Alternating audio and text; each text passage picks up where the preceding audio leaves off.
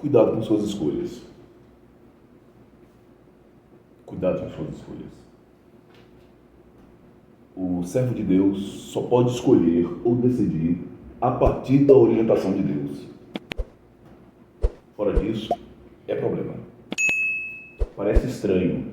A direita de Deus pode parecer a coisa mais absurda na sua vida. Mas se Deus disse à direita, não pense na possibilidade de ir reto ou de virar à esquerda, ou mesmo de voltar. O único caminho é a direita.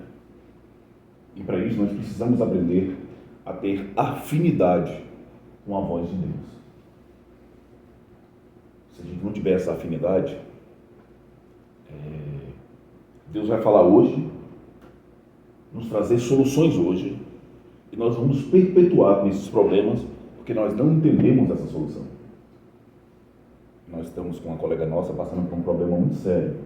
E quando nós fomos orar pelaquela situação que ela nos contou, a primeira coisa que Deus colocou no meu coração foi isso. Eu já disse a ela o que fazer. Quando foi que Deus disse? Eu não sei. O fato é que ela está passando por um problema hoje, que Deus entregou a solução na mão dela. Ela pode ter julgado aquilo insignificante, indiferente, ou não ter dado a devida importância para aquilo, e hoje está padecendo por não ter ouvido Deus no momento que era necessário se ouvir. Para a gente poder entender isso, dentro do que eu estou querendo expressar, dentro da dimensão dos nossos sentimentos, que os nossos sentimentos falam, e para piorar, falam em hora dos quais não deveriam falar. O que é que você estava sentindo ontem quando você deu a ríspida resposta? Pode ter sido alguma descarga emocional de alguma situação que você resolveu transferir para isso. Não, da situação que a pastora estava vivendo. Pois é, então o Edson não tinha nada a ver com a situação. E muitas das vezes nós somos assim. Nós somos carregados de uma realidade emocional e nós queremos transferir essa realidade para uma outra pessoa, para um outro processo, e nós nos complicamos Ele nisso. foi indo para ela que ele veio e eu estava encaminhando para poder falar com ela, que Deus mandou. O Edson resolveu entrar no Ele meio. chegou e eu Toma logo aqui para você. respondi secamente. Então, a nação de Israel olhou para as outras nações e invejaram o que a outra nação tinha e queria ter para si um rei. A escolha do rei Saul é uma escolha humana. E aí entra um outro problema. Quando Deus te permite fazer ou viver algumas coisas, tem muitas coisas que nós pedimos a Deus em oração que Deus permite. A gente quebra a cara lá depois e a gente fala, nossa, não, Deus permitiu aquilo. A história do filho pródigo, do pai pródigo, revela isso. Pai, me dá parte da herança. Que pai hoje faria uma situação daquela? Cara, eu estou vivo, você está querendo uma herança, você está doido? A gente resolvia esse negócio até no tapa, colocava o menino de castigo, o pai entrega. Então, a nação de Israel recebeu aquilo que Paulo foi escrever um pouco mais adiante, que Deus vai nos entregar segundo as nossas paixões. Entregou nas mãos de Israel o que ela queria, um rei. Saul é o exemplo do que era a nação de Israel para Deus. Saul recebeu uma unção para ser capitão daquele exército, para poder vencer uma batalha que estava por vir, que era o Golias. Uma semana, exatos 7 dias, foi o tempo que Deus pediu para que Saul aguardasse, esperasse, e ele não conseguiu esperar. Ele foi vendo o tempo rompendo, as coisas acontecendo, e ele foi se meter em uma situação da qual ele não devia. Ele não era sacerdote, e ele foi entregar para Deus. Quem olha o rito, ele degolando o animal, passando todo o rito, nossa, ele está certo em fazer aquilo. Só que ele não foi chamado por Deus para poder fazer. E nisso implica uma grande lição para a gente hoje. O Edson foi chamado para entregar coisas para Deus, das quais a Dislene não pode se meter na esfera da qual o Edson foi chamado para poder fazer. A Dislene fazendo é a mesma coisa que o Edson faz, só que quem foi ordenado por Deus para poder fazer foi Edson. Quem olha o rito da Dislene fazendo, parece que Deus está recebendo. Não está. Não passa de um rito, porque Deus só vai receber das mãos de Edson. Quem olhou o rito de Saul, perfeito. Mas quem era um homem escolhido por Deus para poder entregar aquele sacrifício era Samuel. E aí quando Samuel chega, e parece essa estrutura do tempo de Deus é fantástica. porque ele deve estar angustiado, ansioso, desesperado dentro de si, esperando Samuel chegar, e Samuel não chega. Quando ele termina de entregar o sacrifício, Samuel aparece. A ideia que passa na minha cabeça é que Samuel estivesse escondido atrás de uma moita, esperando ele terminar de cometer o erro, para depois aparecer. E aí, o que o Saul faz? O Saul mente, o Saul transfere a responsabilidade. O Saul tenta enganar o profeta Samuel. Em momento algum, o Saul age com a verdade. A partir desse ponto, Deus não concorda mais com aquele homem. E aí o capítulo 16 começa nesse ponto, com uma bronca nesse profeta. Vamos fazer a leitura? Então disse o Senhor a Samuel: até quando terás dó de Saul, havendo-o eu rejeitado, para que não reine sobre Israel? Enche um chifre de azeite e vem. Olha a ordem que Deus está dando para Samuel. Não é enche um chifre de azeite e vai. É enche um chifre de azeite e vem. Porque todas as vezes que Deus vai selecionar, escolher, separar humanos na face da terra para poder fazer alguma coisa para ele, o responsável, o sacerdote, não precisa ir até o humano, ele precisa ir até a Deus. Jesus, quando foi separar os discípulos, ele não foi correr atrás dos discípulos pegar currículo. Ao contrário, ele passou uma noite no monte orando. As nossas escolhas ministeriais estão totalmente distantes do que nós temos como evangelho. Vem. Depois que Samuel está em Deus, ele vai ser enviado até a casa de Jessé, o belemita, porque dentre os filhos me tenho provido um rei. Quem está provendo um rei para si? O próprio Deus. O rei é para quem? Não é para Deus, não é para Israel. O rei é para Deus. Não tem rei para Israel.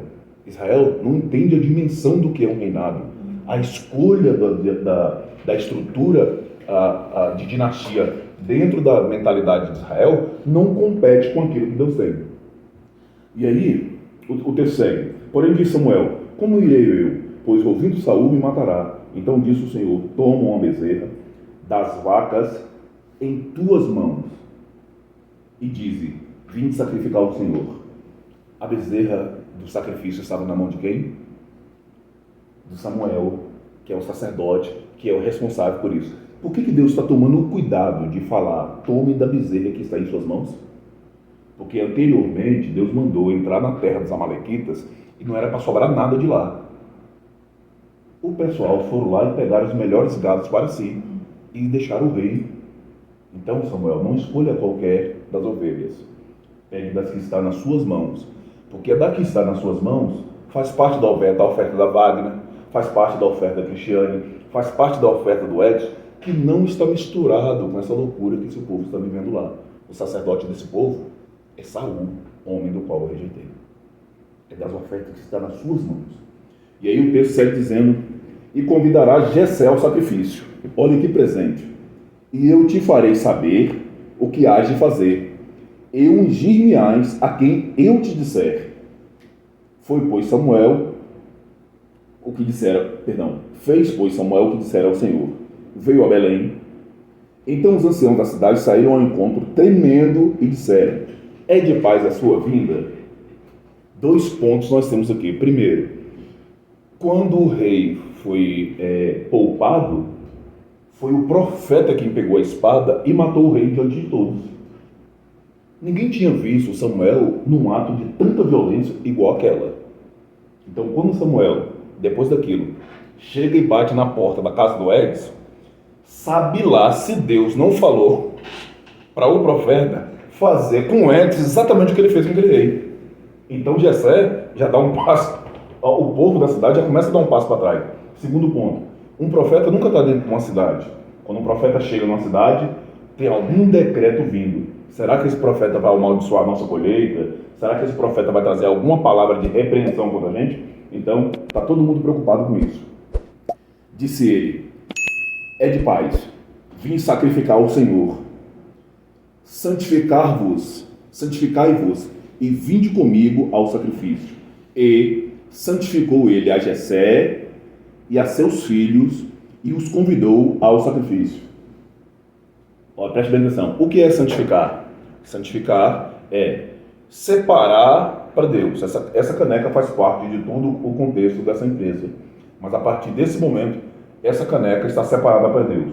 Então eu posso separar essa caneca, como aconteceu aqui, uma santificação momentânea. Quanto tempo há de santificação do Jessé e dos filhos? Somente enquanto durar o sacrifício. Terminou o sacrifício, a santificação cessou. Então, Edson, é muito fácil ser santo. Eu determino quanto tempo eu vou ser separado para Deus, 2 minutos. Eu viro santo. Depois disso, eu volto a ser crente de novo. Segundo ponto do texto, quantos dos filhos de Jessé estão aqui dentro dessa cena? Está faltando um. Então tem um que não precisou ser separado. Por quê? Porque ele já está separado, a família não concorda com ele. Aonde é que ele está? O texto lá na frente vai dizer que está onde? Ele não faz parte disso. Então, ele não precisa passar por esse processo que essa família está vivendo. Não seria fácil de Samuel enxergar essa cena? Samuel não sabe que tem um homem dentro da casa de Jessé, sabe apenas que tem um homem que vai ser escolhido. Não sabe quem é. Deus disse que vai falar quem é para ele poder ungir. Mas Samuel não sabe quem é. Como eu gosto de dizer, profeta não sabe tudo. Ele sabe que naquela casa tem um rei, mas Deus ainda não revelou quem é. Vamos seguir o texto? Sucedeu que, entrando eles, viu Eliabe e disse, certamente, está perante o Senhor o seu ungido. Qual foi a escolha de Samuel para ser rei? Qual foi a escolha de Deus para ser rei? O que foi que Deus falou para Samuel fazer? Deu o poder para Samuel escolher? A ordem é, eu vou te mostrar quem é que você vai ungir. O que é que Samuel está declarando aqui? E é interessante, essa junção do nome de Eliabe é uma coisa fantástica. É uma mistura entre Deus é pai, Deus é meu pai. Quem olha, parece. Mas por que houve essa escolha? O versículo 7 vai mostrar, trazer a resposta disso. Porém o Senhor disse a Samuel, não atente para a sua, nem para a grandeza da sua. O que é que nós começamos a ler no versículo 1 do capítulo 16? Deus reclamando com Samuel o porquê que ele ainda tinha dó de Saul. O texto anterior vai dizer que Saul era um homem alto, belo. Saul era tão alto que o segundo homem mais alto estava batendo no seu ombro. Olha o parâmetro de Samuel para poder fazer uma escolha para Deus. A continuação do governo, do ministério, da pecaminosidade de Saul para dentro de Israel. Cuidado com as suas escolhas. Se a sua escolha não for de Deus, você vai perpetuar na sua vida aquilo da qual Deus já rejeitou tem muito tempo. É fundamentalmente importante obedecer Deus na risca, em tudo. Quem escuta o discurso de Saul se defendendo porque Samuel tinha demorado, parece justo. Mas Samuel disse, espere eu chegar. Se tivesse demorado 1 ano, qual era a palavra? Até chegar. Mas ele tem que chegar em 7 dias. Mas se ele não chegar em 7 dias, a palavra é até ele chegar. Não tem espaço aqui para você achar uma possibilidade de não aguardar. Porque a palavra é espere até chegar. Não chegou, continue esperando. As nações estão se levantando contra. Continua esperando. Está chovendo, caiu um terremoto. Eu vivi uma situação dessa com o Ita Miguel ontem. Passei no lugar, comprei algumas coisas, coloquei na mão do Miguel, entrei dentro do comércio e pedi para ele poder ficar na porta. Não saia da porta. Aí aconteceu aquela cena que a pastora falou ontem. Daqui a pouco ele está feliz da vida com o que aconteceu, ele pega e entra dentro do comércio. Aí eu, meu neto, o que eu pedi para você fazer? Para ficar lá na porta, mas eu vim aqui. Eu não te dei oportunidade para você vir aqui. Eu falei para você ficar na porta. Quando a gente sair, eu vou te explicar o porquê. Volte. Ele pegou e voltou para a porta. O segurança do comércio já está de jeito assim, olhando para ele, ó. Aí quando nós saímos, eu, Miguel, onde nós compramos o que está na sua mão? Naquele lugar. E o comércio que nós estamos é o mesmo? Não. Se o rapaz tivesse acusado você de ter pegado essas verduras lá dentro. Eita, pô. É o resultado da desobediência. Eu não te dei oportunidade para você sair. Eu mandei você ficar em pé na porta. Se o rapaz quisesse acusar você de ter roubado lá, e se porventura eu não estou atento a essa cena toda, a gente arrumou uma confusão aqui dentro, desnecessária, só porque você desobedeceu. Então, muitas das coisas que nós estamos vivendo hoje, isso não é revelação, é só análise da nossa vida. é só resultado das decisões que nós tomamos no passado. 90% das decisões que nós tomamos no passado é da nossa responsabilidade, que Deus não nos orientou em nada para poder fazer aquilo. O passo que nós demos foi a nossa vontade, não foi a voz de Deus. Coisas que nós compramos, coisas que nós pedimos, uma tonelada de coisas. Nossa ganância, nossos sentimentos frustrados, uma tonelada de coisas. Nunca foi Deus que nos orientou, direcionou para poder fazer aquilo. E que bom que Deus chegou e interviu na vida de Samuel e foi lá repreender ele. Nós precisamos dessa voz. Quando nós formos errados, Deus chega e nos repreenda, porque senão as nossas decisões vão ser erradas. E aí, preste bem atenção no que o versículo 7 vai dizer. Ele diz, fala da estatura e diz, porque o tenho rejeitado. Deus rejeitou Eliabe? O texto está dizendo que Deus tem o rejeitado. Há uma rejeição. Mas aonde é que aconteceu essa rejeição de Eliabe? O texto não mostra. Não mostra de uma forma direta. Porque o olhar do profeta diz, ele é uma foto de Saul. Vamos voltar ao capítulo 15? Capítulo 15, versículo 11 começa dizendo, arrependo-me de ter posto Saul como rei. E o versículo 23 diz o seguinte, porque a rebelião é como o pecado de feitiçaria. O porfiar é como iniquidade e idolatria. Porquanto tu rejeitaste a palavra do Senhor, ele também rejeitou a ti, para que não sejas rei. Eliabe não pode ser rei, porque está fácil entender isso. Da mesma forma que Saul rejeitou a palavra, Eliabe rejeitou também. Vamos para o capítulo 17 para a gente poder terminar? Capítulo 17, 28.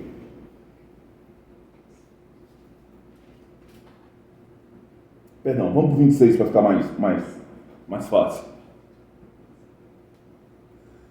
Então falou Davi aos homens que estavam com ele, dizendo, que farão aquele homem que ferir a este filisteu e tirar a afronta de sobre Israel? Quem é, pois, este incircunciso filisteu para afrontar o exército do Deus vivo? E o povo tornou-lhe a falar conforme as palavras, dizendo, assim farão ao homem que o ferir. E, ouvindo Eliabe, seu irmão mais velho, falar aqueles homens, acendeu-se a ira de Eliabe contra quem? Não pode ser mais contra Davi, porque Davi foi ungido dentro da casa dele, na frente dele. Ele estava lá presente. Esse homem respeita rei? Esse homem respeita o homem ungido por Deus? Esse homem respeita a autoridade? Não. Ele se acendeu a ele, o texto que deveria dizer, ele disse, por que descestes aqui? Disse o quê? Por que descestes aqui? O que foi que ele disse? Quem anda nos lugares baixos? É Davi ou é Eliabe? A descida de Davi para aquele contexto de guerra tem um propósito. Ele só está indo lá porque o pai o enviou. O pai, como eu gosto de falar sempre, quando eu leio esse texto, o pai descobriu, inventou o iFood naquela época. Mandou Davi entregar marmita para os irmãos na guerra. Ele só foi porque Davi obedece voz de autoridade. Eliabe não. Então, o texto segue dizendo, por que descesse aqui?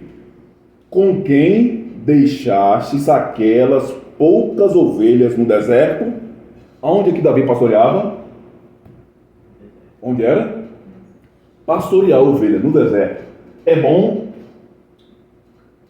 Dá para cuidar de ovelha no deserto? O homem tinha habilidade para isso. Para ele estava fácil, dava. O Ruivinho sabia como.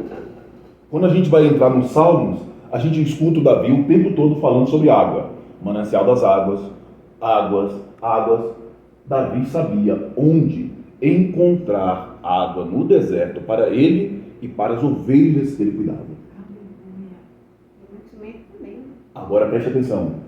Quem foi que proveu Davi para si? Deus. De quando foi que Deus fez isso, até quando aquela unção chegou na cabeça dele? Dá para obedecer essa voz? Ainda tem um outro aspecto que no futuro a gente comenta.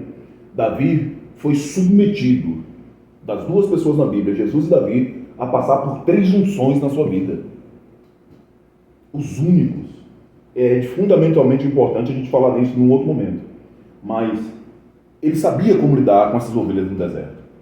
E ele acusa Davi de que Davi é presunçoso, maldoso de coração e desceu para ver a peleja. Lá em Atos capítulo 13, Deus fala de Davi, que escolheu Davi, que ele é um homem segundo. Olha a acusação que ele está falando sobre Davi. O cara é louco. Está dizendo que o coração de Davi é mau e Deus está falando que Davi tem um coração exatamente igual ao dele. Quem está errado nessa história? Vamos voltar ao capítulo 17, versículo 20 em diante. Só com o versículo 20. Então Davi se levantou de madrugada.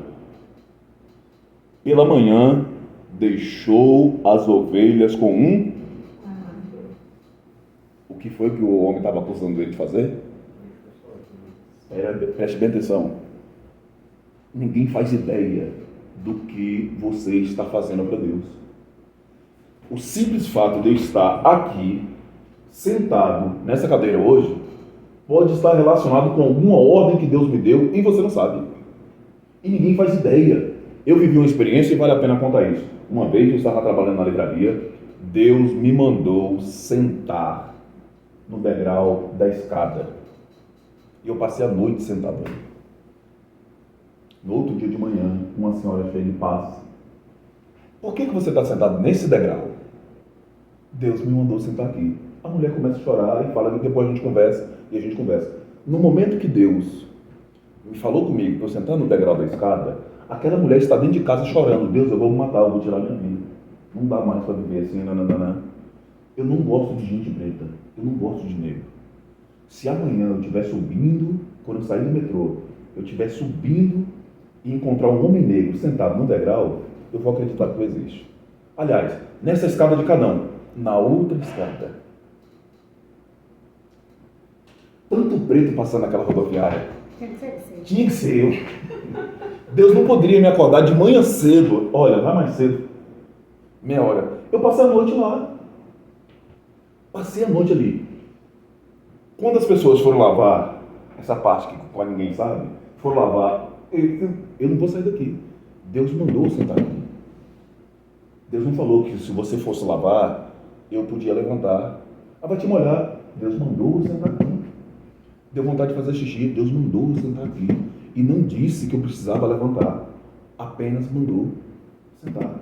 Ninguém sabe quando o outro está obedecendo a Deus. Outro fato que eu gosto de falar o tempo todo. Jesus disse para os discípulos saírem, que eles iam encontrar um homem carregando um cântaro. Aquele homem recebeu uma ordem de pegar um cântaro e sair andando na cidade. E quando os discípulos saíram, encontraram aquele homem. Se o Edson estivesse lá naquele tempo, ia falar, olha lá, fazendo serviço de mulher, carregando um cântaro. Ninguém sabe se aquela coisa ridícula que o outro lá está fazendo é uma obediência ao que Deus está dando. E Davi não é responsável com aquilo que Deus coloca na mão dele, como nós somos. Deus deu uma ordem. Qual a primeira ordem dele? Cuidar das ovelhas do pai. A partir do momento que Deus dá uma segunda ordem para Davi, isso é levar a marmita para os irmãos, ele não deixa a irresponsabilidade tomar de conta de modo que a primeira ordem seja desguarnecida para ele cumprir a segunda. Ele coloca um guarda, ou como o texto do Edson diz, pastores para tomar de conta das ovelhas, para ele continuar obedecendo a Deus numa outra jornada, numa outra realidade. Vamos seguir no texto? Carregou-se e partiu, como Jessé lhe ordenara. Então ele não vai da forma que ele quer, do jeito que ele acha, em conformidade com suas vontades, mas segundo como o pai manda.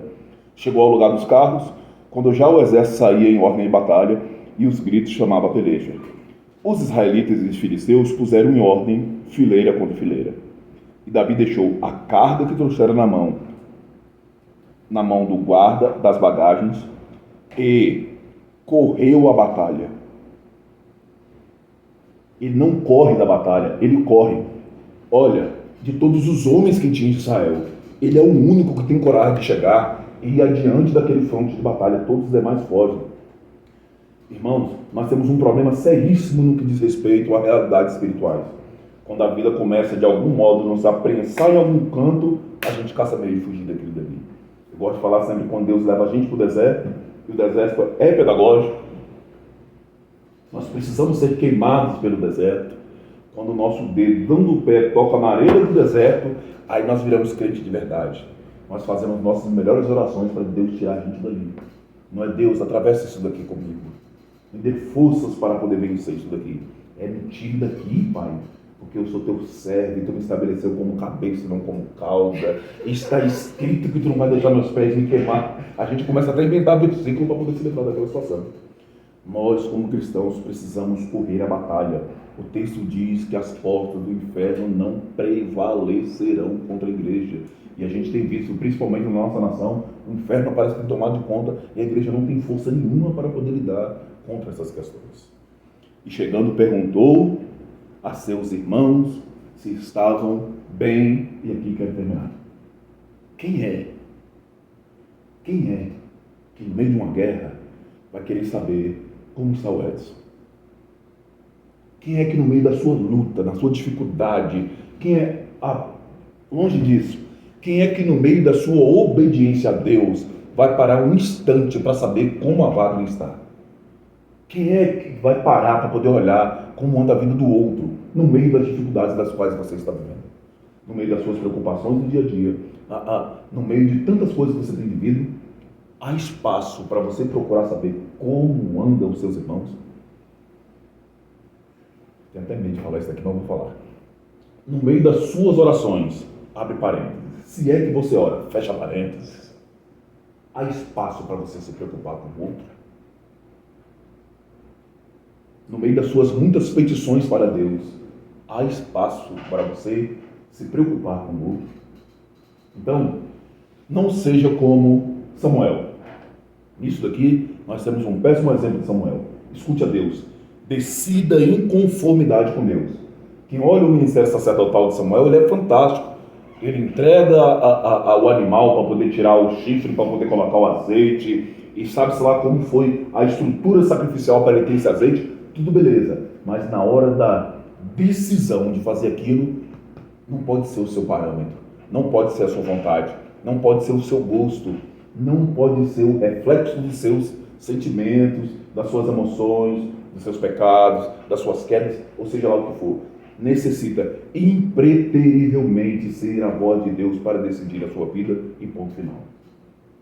Se isso não acontecer, em algum momento nós vamos agir como Eliabe. O outro vai estar fazendo aquilo que é a voz de Deus e nós seremos o opositor da vida dele. O outro vai estar cumprindo o chamado, cumprindo a vontade e o querer de Deus e seremos nós o opositor da vida deles. Seja como Davi, tenha o coração como o coração de Deus. E o texto em Atos ainda vai dizer que o coração de Davi é segundo o coração de Deus, porque vai obedecer a Deus segundo a sua vontade. Obediência, eu tenho falado isso muito com meus netos, obediência não pode ser segundo o seu parâmetro. Se você é cristão e se você verdadeiramente nasceu de novo, o parâmetro da sua obediência necessita impreterivelmente ser a voz de Deus, e pode ser muito estranho que Deus for mandar, mas é exatamente o que Deus vai mandar que vai resolver o seu e o problema de uma tonelada de gente. Então, caminhe segundo a vontade de Deus. Não escolha segundo os seus sentimentos, não escolha segundo a sua orientação. E eu tenho estado muito preocupado com isso. Porque depois desse tempo da pandemia, quantos anos a senhora estudou psicologia? Sim. Besteira. Os caras vão lá na internet hoje, um curso de 15 dias, forma a senhora como psicóloga, ele vai lá, abre um canal, tem 500 milhões de seguidores lá, vendendo curso a R$ 29,90, ganhando mais dinheiro que a senhora e tomando de conta do sentimento da vida, da decisão da vida das pessoas. E o pior, nós aprendemos a consumir isso. É disso que o povo gosta. Infelizmente. Nós aprendemos a consumir isso. E a minha preocupação no final das contas, sabe o que é? Passa pela mão desses maus profissionais e daqui a pouco vai cair no colo do pastor. É mais um problema para pastores de verdade resolver esses negócios.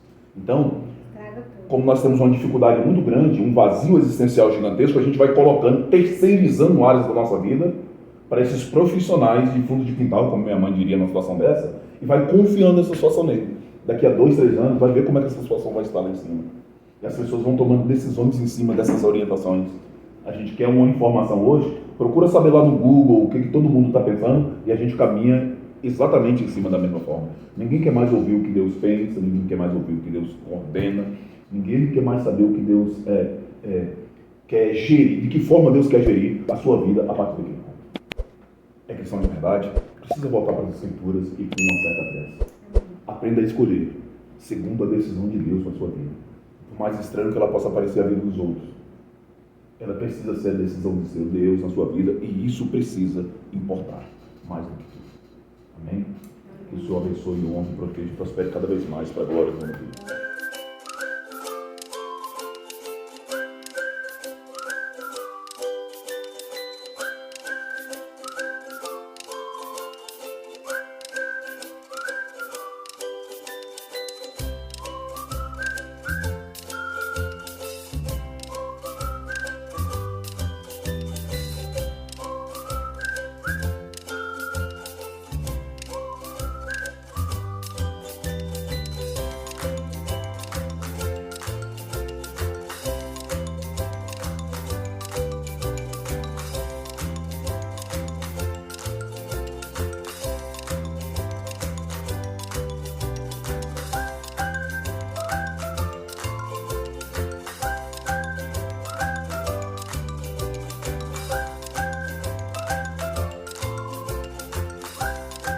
Como te agradecemos e bendizemos seu santo nome em Cristo Jesus. Muito obrigado.